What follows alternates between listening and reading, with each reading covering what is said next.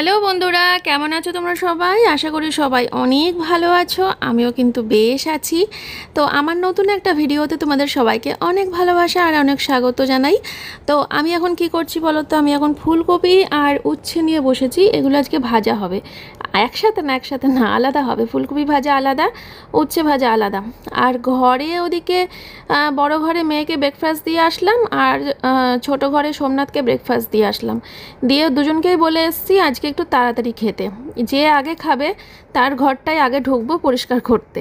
পরিষ্কার বলতে ওই বড় ঘরটা আসলে আজকে আমাকে ঘরটা মুছতে হবে, কারণ আজকে দিদি বড় ঘরটা মোছেনি। জনি ছিল ঘরে, তার জন্য দিদি মুছতে পারিনি, তো বড় ঘরটা পরিষ্কার করতে হবে। তো দেখো মেয়ে কিন্তু ফার্স্ট হয়েছে আজকে, তো মেয়ের ঘরটা তাহলে বড় ঘরটা আগে পরিষ্কার করে নেবো, তারপরে হচ্ছে ছোট ঘরের চাদর টাদর পাল্টাবো। তো সোমনাথের ততক্ষণে খাওয়া হোক, তো এটাই ভাবছিলাম। আর এদিকে আমার ফুলকপিটা কাটা হয়ে গেছে, আর উচ্ছেটাও কেটে নিয়েছিলাম, তারপরে ওগুলো রেখে চলে আসলাম হচ্ছে সোজা বড় ঘরে। তো এখানে এসে দেখো সবার আগে আমি এখন বিছানাটা তুলে নিচ্ছি। বিছানাটাও তোলা হয়নি সকালবেলা। আর মেয়ের স্কুল থেকে 3 দিনের ছুটি দিয়েছে, মানে একদম সোমবার থেকে আবার স্কুল হবে। ওই শিক্ষক দিবস পড়ে গেছে, তারপরে আবার স্কুলের জন্মদিন ছিল, তারপরে কি একটা ছিল আরও, তো সব কিছু মিলিয়ে পরপর 3 দিন ছুটি ছিল। সেই কারণেই মেয়ে এখন দেখতে পাচ্ছ আমার ব্লগিংয়ে ও কিন্তু বাড়িতে, ঠিক আছে? তো আগামী দিনও দেখতে পাবে, আগামী দিনও বাড়িতেই থাকবে, কারণ ওদিনকে শিক্ষক দিবস। তো যাই হোক, আগামীকালকে দেখতেই পাবে কি কিনবো না কিনবো ম্যাডামদের জন্য গিফট তোমাদের সাথে অবশ্যই শেয়ার করব। যাই হোক, এখন কম্বলগুলোকে দেখো ভাঁজ করে ওগুলো বাইরে রেখে আসলাম চেয়ারের ওপর রোদ্দুরে, যেটা গতকালকের ভিডিওতে শেয়ার করেছিলাম, আজকে আর করিনি। গতকাল না পরশু মনে নেই, যাই হোক। আর আগের দিনের ব্লগটা তো অনেক ছোট হয়ে গেছিলো, যাই হোক কিছু করার নেই, এক একদিন এরকম হয়ে যায়। সেখানে আজকে দেখো কত বড় ভিডিও দিচ্ছি তোমাদেরকে। তো এক একটা দিন এক এক রকম যায় বলো, মানুষের প্রত্যেক দিন কি আর সমান যায়? মানুষের প্রত্যেক দিন সময় যায় না, এক একটা দিন এক এক রকম যাবেই গো। তো দেখো বিছানাটা ভালো করে ঝেড়ে নিচ্ছি, ঝেড়ে টেড়ে নিয়ে তারপরে কিন্তু এখন ঘরটা ঝাড় দিয়ে ঘরটা মুছে নেব। দিদি তো পুরো বাড়িটা মুছে ঝাড় দিয়ে মুছে দিয়েছে সকালবেলা, শুধু আমাকে এই বড় ঘরটাই ঝাড় দিতে হবে, বড় ঘরটাই মুছতে হবে আজকে। কারণ ওই যে বললাম জনি ছিল ঘরের মধ্যে, আর জনিকে না দিদি প্রচণ্ড ভয় পায়, ওই জন্য দিদি ঘরে ঢুকতে পারে না জনি ছাড়া থাকলে। তো সেই কারণে দিদি এই ঘরটা শুধু মুছতে পারেনি। তো যেমন বলা তেমন কাজ। গতকালকেই তোমাদেরকে বলছিলাম ভিডিওতে যে ছোট ঘরে শুধু মেয়ের বই খাতা আর সাজার জিনিস থাকে, ওইটুকু জিনিস এই ঘরে নিয়ে চলে আসতে পারলেই ছোট ঘরটা পুরোপুরি সলিড সোমনাথের হয়ে যাবে। তো সেইটাই বুদ্ধি করলাম। আর এমনিও খুব সমস্যা হচ্ছিল মেয়ের বই খাতা বারবার করে ওই ঘর থেকে টেনে আনা, ম্যাডামরা তো এই ঘরেই পড়ায়। বন্ধুরা এই যে এর মধ্যে এখানে দেখো মেয়ের সমস্ত বই খাতাগুলো রাখলাম, যেগুলো মেয়ের প্রত্যেক দিন দুবেলা করে লাগে, প্লাস স্কুলেও লাগে। স্কুল আর দুবেলা পড়তে বসতে যেগুলো লাগে সেগুলো এখানে রাখলাম, ঠিক আছে? আর এখানে মেয়ের স্টাডি টেবিলটা রাখলাম, যেটা ম্যাডাম দুবেলা আসলে লাগে। আর এর মধ্যে রেখেছি মেয়ের কিছু ড্রয়িংয়ের জিনিসপত্র, আঁকার পুরনো স্কুল ব্যাগটার মধ্যে। ওকে একটা নতুন স্কুল ব্যাগ বের করে দিলাম বক্স খাটের ভেতর থেকে, সেটা আমি তোমাদেরকে দেখাচ্ছি একটু পরে, ওই ঘরে যাব যখন দেখাবো। আর এই পুরনো স্কুল ব্যাগটার মধ্যে ওর সমস্ত আঁকার জিনিসপত্রগুলো রেখেছি, ঠিক আছে? আদারওয়াইজ পরীক্ষার বোর্ড টোডগুলো সব বক্স খাটের মধ্যে ঢুকিয়ে দিয়েছি। এই তো পেনদানিটা এখানে আপাতত রেখেছি, কিন্তু এখান থেকে পরিষ্কার করতে হবে পেনদানিটা। কি যে আলতু ফালতু রয়েছে ভগবান জানে, মনে হচ্ছে আলতু ফালতু রয়েছে অনেক কিছু, কিন্তু এটা আমি পরে বসে বসে দেখবো। রান্না বান্না হয়নি তো আমার মাথার মধ্যে চাপ ঘুরছে, একটু বুঝতেই পারছো। তো যেটা বলছিলাম তোমাদেরকে, ম্যাডামরা তো এই ঘরেই পড়ায়, আর ওই ঘর থেকে বই খাতা এই ঘরে নিয়ে আসতে হয়, আবার পড়া হয়ে যায়, আবার ওই ঘরে নিয়ে গিয়ে সোমনাথের ওই আলমারিতে রাখা থাকে বই খাতা, খুব সমস্যা হয়। তাই ভাবলাম যে ধুর, এই ঘরেই যখন পড়ে, এই ঘরেই যখন সব, তখন বই খাতাটা নিয়ে এসে এই ঘরেই আমাকে গুছিয়ে রাখতে হবে। তোমরা একটু আমাকে কমেন্ট করে জানিও বই খাতা রাখার যে জায়গাটা করেছি ওইখানটা রাখলে কি খারাপ দেখাচ্ছে, একটু জানিও। আসলে বেশিরভাগ বাড়িতেই তো টেবিলের ওপরে বই খাতা রাখা থাকে, কিন্তু আমাদের ঘরে টেবিলে রাখার কোনো জায়গা নেই। যারা আমার বাড়িতে আসোনি তারা হয়তো বলবে এই তো জায়গা, ওই তো জায়গা, সেই তো জায়গা, কিন্তু যারা আমার বাড়িতে এসেছে তারা একমাত্র বলবে যে সত্যি তোমার একটা টেবিল রাখার কোনো জায়গা নেই।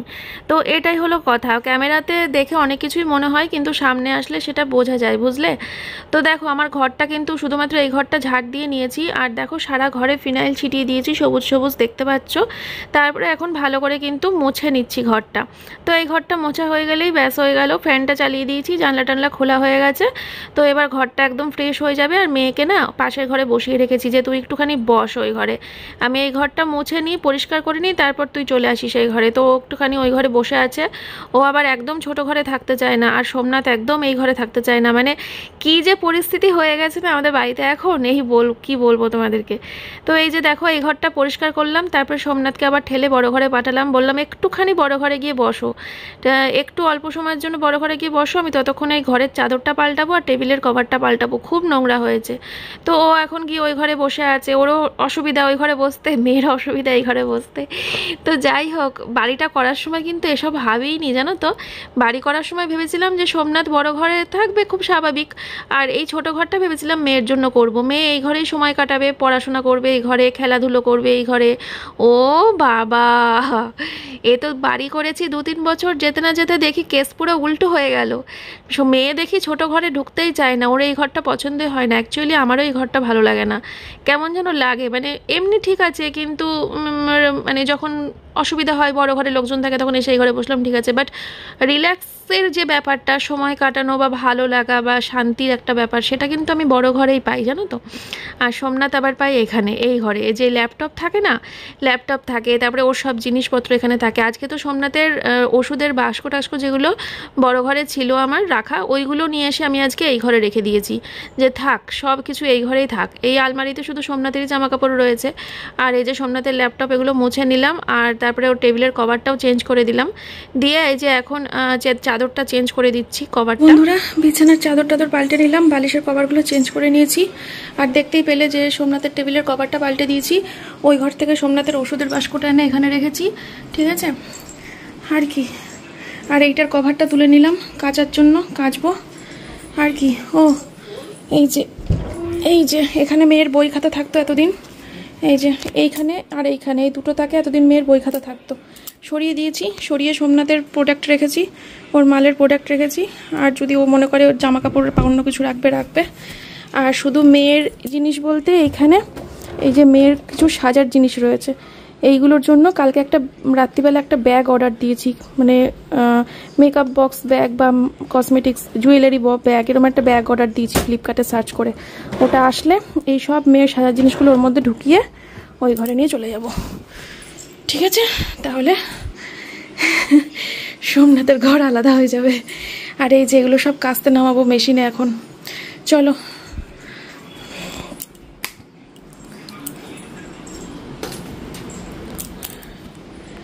এই ঘরের রান্নাঘরের পরিস্থিতি না খুব খারাপ। আমার ফোনের চার্জ নেই, নালে আমি এখনো ভিডিও অফ করতাম না, সব তোমাদের সাথে শেয়ার করতাম সব। আমার ফোনে এখন 13% চার্জ, যখন তখন সুইচ অফ হয়ে যাবে চার্জে না দিলে। তো আমি একটা কাজ করি বন্ধুরা, আমি হচ্ছে এই বাসনগুলোকে গুছিয়ে নিই ফোনটা চার্জে বসিয়ে, আর এই দেখো রুই মাছ আছে, রুই মাছটা ধুয়ে নিই, এখানে মাছের তেল আছে এটা ধুয়ে নিই, আর ভাতটা হয়ে গেছে ভাতটা উপর দিয়ে নিই, আর হচ্ছে এই জায়গাটা একটু পরিষ্কার করে মুছে টুছে নিই, এই জায়গাটাও মুছে টুছে নিই, এই ফুলকপি ভাজা উচ্ছে ভাজা এগুলোকে সব ওপরে মানে করবো, তো ওপরে তুলি। তারপর ততক্ষণে দেখবে আমার ফোন 100% চার্জ হয়ে গেছে, কারণ আমার ফাস্ট চার্জিং তো খুব তাড়াতাড়ি চার্জ হয়। পরে আসছি, হ্যাঁ। তো এই দেখো বন্ধুরা, এই সেই ব্যাগটা বললাম না যে বড় ঘরে বক্স কাটের ভেতর থেকে একটা নতুন ব্যাগ মেয়েকে বের করে দিয়েছি, এটা নিয়ে মেয়ে কাল থেকে মানে পরের দিন থেকে স্কুল যাবে। ব্যাগটা কে দিয়েছিল আমি সেটাই ভুলে গেছি। তো বন্ধুরা ফিরে আসলাম অনেকটা সময় পর, এখন বাজে হচ্ছে দুপুর 2:25, আর 90% চার্জ হয়ে গেছে আমার ফোনে। এই যে ভাত উপর দিয়ে দিয়েছি, আর একটা পদ নেমেছে, এই যে ফুলকপি ভাজাটা জাস্ট হয়েছে। এখন এখানে মাছের ঝোলটা নামাবো, ধনেপাতা দেবো, ধনেপাতাটা দিয়ে তারপরে মাছের ঝোলটা নামাবো, আর তারপরে আর দুটো পদ রান্না বাকি আছে। এই যে উচ্ছে ভাজা করব, মাছের ঝোলটা নামিয়ে আগে উচ্ছে ভাজা করে নেবো, বুঝেছো। উচ্ছে ভাজা হয়ে গেলে একটু তেল থাকবে কড়াইতে, তার মধ্যে হবে হচ্ছে তেল চচ্চড়ি, এই যে মাছের তেল, আর এই যে বেগুন পেঁয়াজ লঙ্কা আলু তেল চচ্চড়ি হবে, আর উচ্ছে ভাজা হবে। তাহলে আমার 2-3 কটা পদ হলো, উচ্ছে ভাজা ফুলকপি ভাজা তেল চচ্চড়ি মাছের ঝোল, 4টে পদে রান্না নামবে। কিন্তু রান্না নামতে নামতে 3:15 10-15 হয়ে যাবে। চলো, মাছের ঝোল রেডি, একটু ঝোলটা বেশিই রাখলাম, যেহেতু ডাল ফাল করছি না ওই জন্য। আর একটাই ঝোলের পদ হচ্ছে, আর সব তো এরকম চচ্চড়ি ভাজা। তো আলু ফালু কিছু দিইনি, প্লেন মাছের ঝোল। ঠিক আছে, টমেটো, কালো জিরে ফোড়ন, জিরে গুঁড়ো, লঙ্কার গুঁড়ো, ধনে পাতা, এইসব, নুন হলুদ এসব দিয়ে। চলো, আদা পেঁয়াজ রসুন কিছুই নেই মাছের ঝোলে, বুঝলে। চলো, উচ্ছে ভাজাটা হচ্ছে, তারপরে এটা বসিয়ে দিয়ে ভাবছি স্নান করতে যাব। উচ্ছে ভাজাটা নামিয়ে তেল চচ্চড়িটা বসিয়ে গ্যাসটাকে কমিয়ে দেবো একদম, দিয়ে স্নান করতে চলে যাবো। একদম কমিয়ে দেবো গ্যাসটাকে, দিয়ে স্নান করতে চলে যাবো। তাহলে স্নান টান করে গাছের ফুল টুল তুলে পুজো টুজো দিয়ে তারপরে রান্নাঘরে ঢুকবো। আশা করি পুরা লাগবে না, যা হবে হবে। একদম কমিয়ে দেবো, তো কিচ্ছু হবে না। হুটো পাটা করে নেবো সব, হুটো পাটা। স্নান করতে গিয়ে এইমাত্র খবর হয়ে গেল।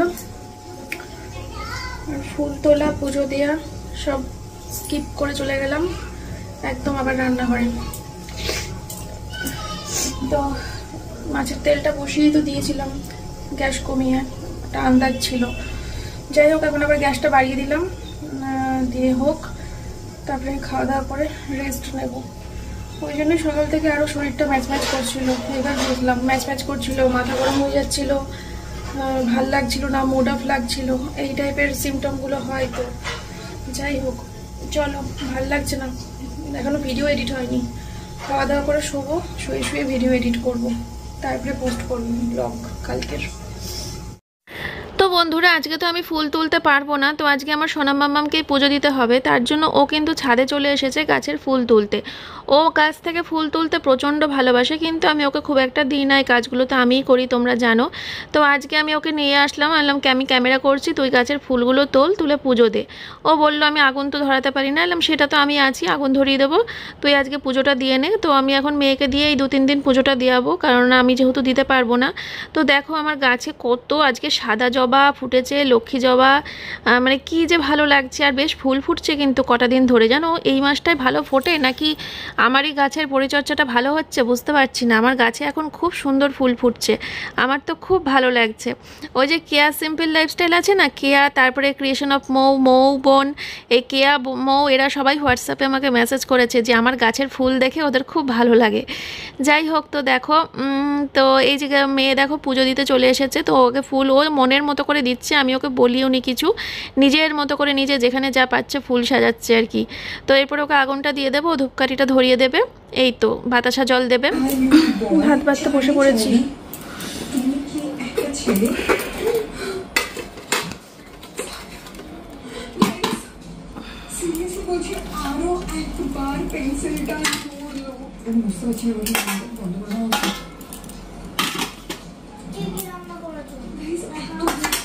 এই যে ওটা মাছের ঝোল, এটা কি উচ্ছে ভাজা, এটা কি ফুলকপি ভাজা, এটা কি তেল চচ্চড়ি।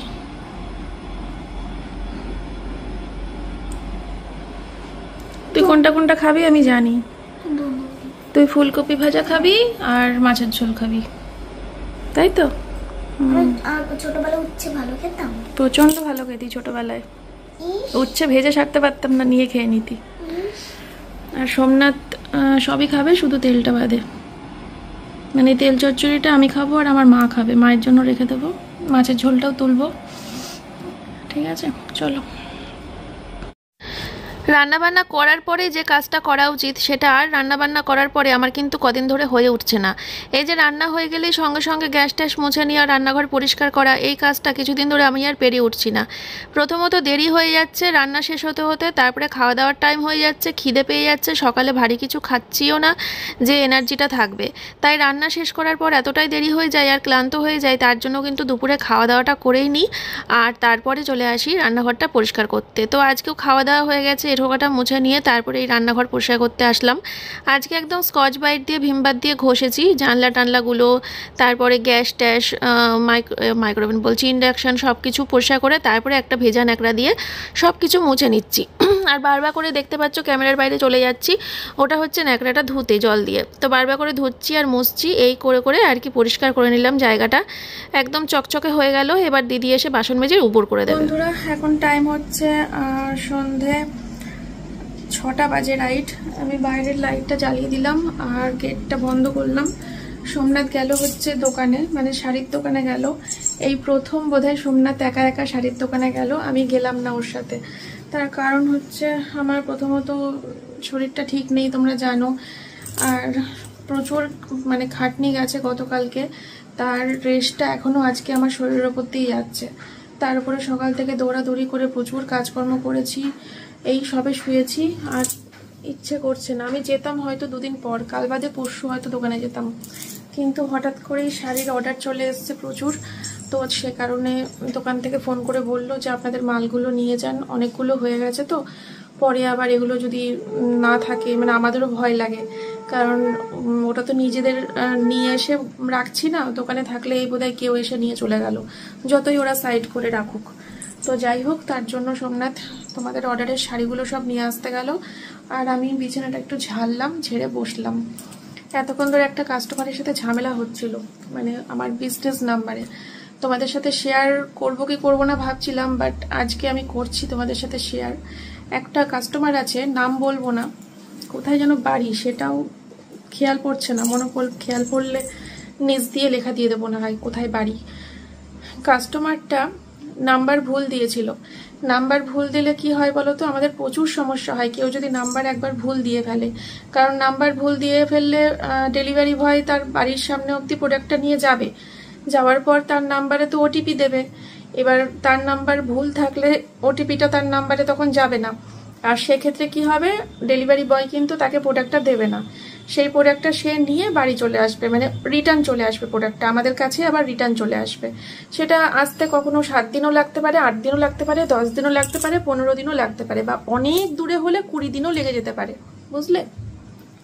তো সেটাই হয়েছে, এই কাস্টমারটার নাম্বার ভুল দিয়েছিল, দোষ করেছে, অন্যায় করেছে, ভুল করেছে একটা, আবার আমাদেরকেই মানে গরম দিচ্ছে, অপমান করছে, যা নয় তাই বলছে। হ্যাঁ, নিজেই ভুল করেছে। একবারও এটা মাথায় আসছে না এই কাস্টমারটার যে ঠিক আছে ভুলটা তো আমি করেছি, নাম্বারটা ভুল আমি দিয়েছি, তো এখন হয়রানিটা হবে যেটা, সেটা আমাকে এখন মেনে নিতে হবে, কারণ নাম্বার সে ভুল দিয়েছে। এখন প্রোডাক্টটা যতক্ষণ না আমার হাতে আসছে আমি তো কিছুই করতে পারবো না। সে এখন বলছে টাকা ফেরত দিয়ে দাও, টাকা ফেরত দিয়ে দাও। আরে বাবা, প্রোডাক্টটা ঘুরে আমার হাতে আসবে, আমি প্রোডাক্টটাকে খুলে দেখবো, হ্যাঁ প্রোডাক্টটা ফিরে এসেছে আমার কাছে, তখন আমি নিজেই ফোন করব তাকে।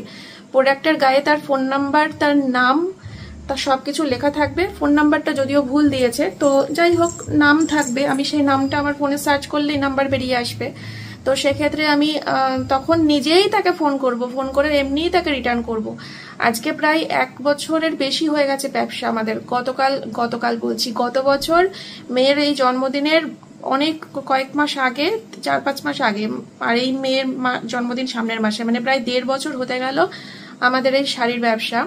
কোনো কাস্টমার বলতে পারবে না যে আমরা তাদের টাকা মেরে দিয়েছি। প্রোডাক্ট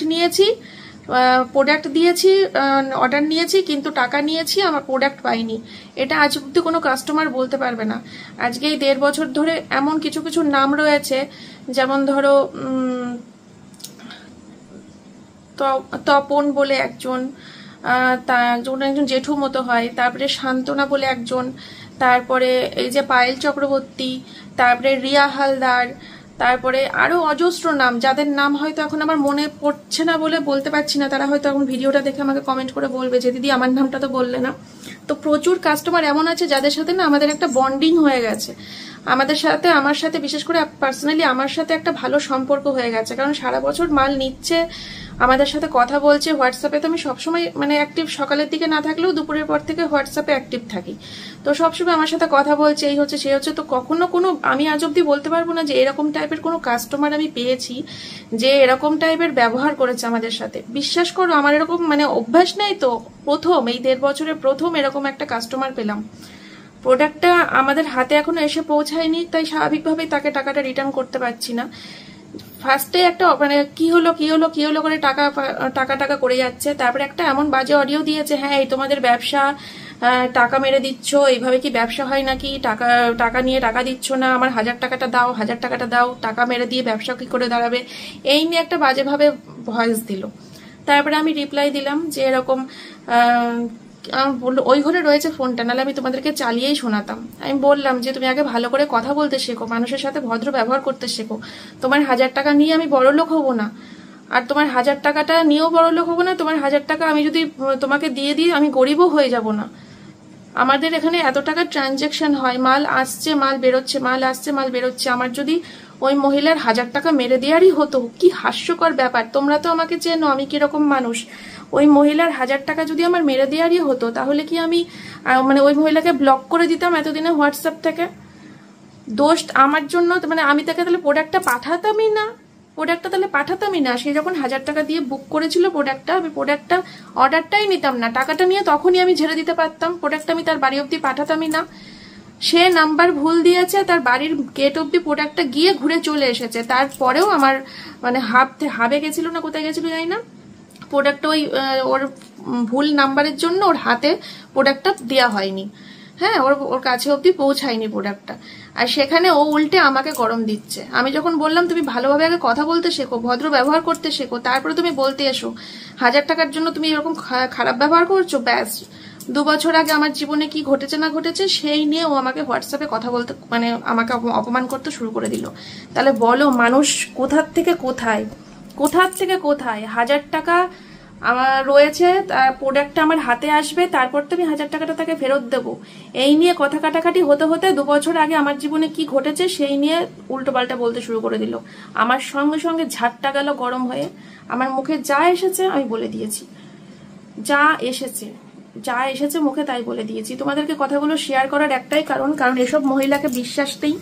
কোথায় কার চ্যানেলে, হয়তো দেবশ্রী আন্টির চ্যানেলে, বা হয়তো সুতপাদির চ্যানেলে, বা হয়তো আমার কোনো শত্রুর চ্যানেলে, বা আমার কোনো মিত্রর চ্যানেলে, কোথায় গিয়ে কি কি কমেন্ট করে আসবে আমাকে নিয়ে, তখন তোমরা যারা ভিউয়ার্স আছো আমার, তারা হয়তো আমাকে ভুল বুঝবে। কারণ আমি যেহেতু আমার দিক থেকে তোমাদেরকে বিষয়টা বলিনি, ক্লিয়ার করিনি। সে তার মনের মতো করে বানিয়ে বলবে, খুব স্বাভাবিক, সে তার মনের মতো করে বানিয়ে বলবে। কিন্তু হোয়াটসঅ্যাপের প্রমাণগুলো আমার কাছে রয়েছে, তার দিক থেকে কি অডিও এসেছে, সে কি ভাষায় আমার সাথে কথা বলেছে, সে আমাকে আমার ব্যক্তিগত পুরনো জীবন নিয়ে আমাকে কি কি নোংরা কথা বলেছে।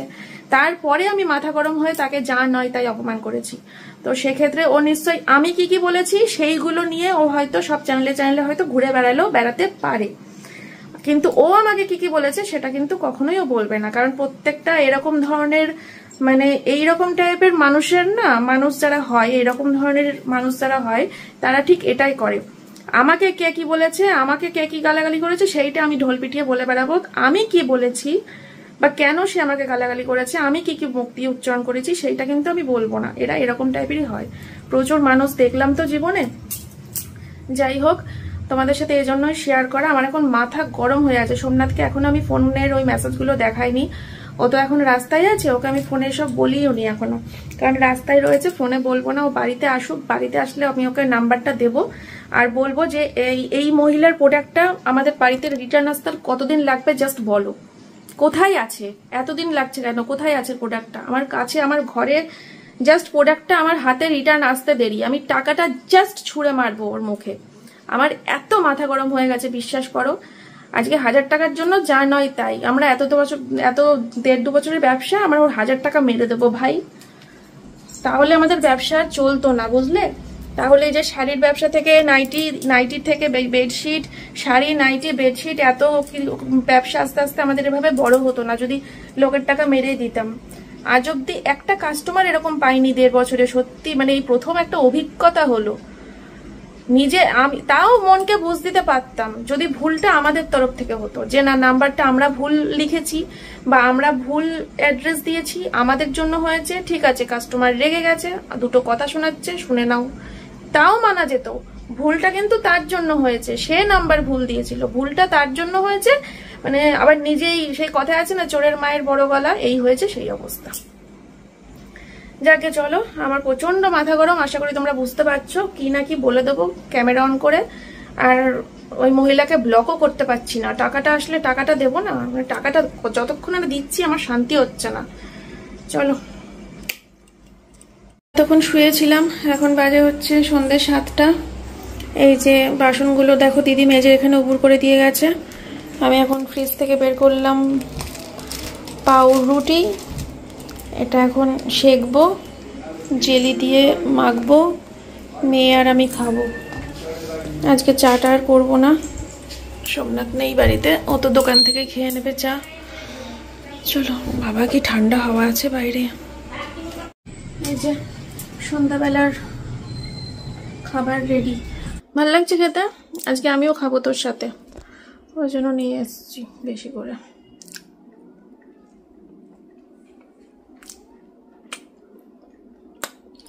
বিয়ের আগে খুব খেতাম ছোটবেলায়, বাবা খুব জেলি নিয়ে আসতো, এখন তো জ্যাম বলে, ছোটবেলায় জেলি বলতাম।